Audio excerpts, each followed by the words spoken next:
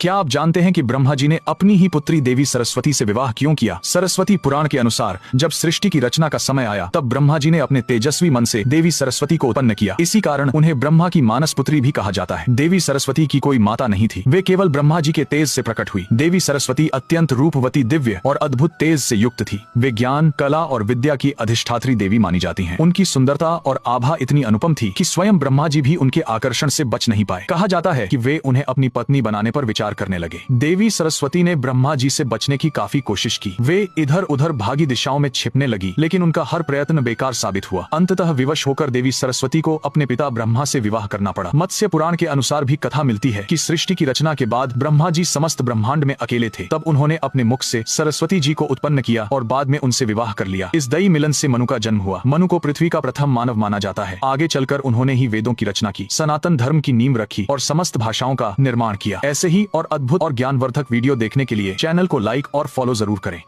गुरु जे परम ब्रह्म एहा थिबु जानी नर नवणी तांकु होइबु प्रणामी। गुरु को निंदा केबे काहि न करिबु हो काहि न करिबु। काहाठु गुरु निंदा केबे न सुनिबु। सबु ओ सबु ठारू श्रेष्ठ हो सबु ठारू श्रेष्ठ। गुरु नामे पाइबु तू वैकुंठ। नागों में सबसे बड़ा नाग कौन है? शेष नाग या फिर वासुकी नाग?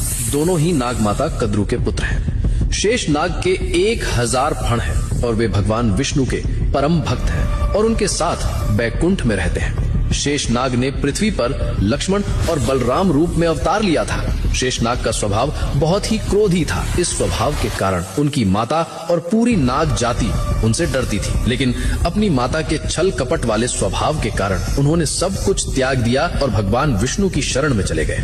दूसरी तरफ वासुकी नाग के भी 100 फण थे। उनका जहर अपने बड़े भाई शेष नाग से भी अधिक विषैला था। कहा जाता है कि संसार में उनका विष सबसे घातक है। शेष नाग के जाने के बाद उन्हें पूरे नागलोक का नागराज बनाया गया था और उन्होंने कई युगों तक नागों पर राज किया। फिर कुछ समय बाद वासुकी नाग भी भगवान शिव की तपस्या में लीन हो गए। उनकी कठोर तपस्या से प्रसन्न होकर भगवान शिव ने उन्हें अपने गले में धारण कर लिया। इसीलिए शेष नाग और वासुकी नाग दोनों भाई बहुत शक्तिशाली थे।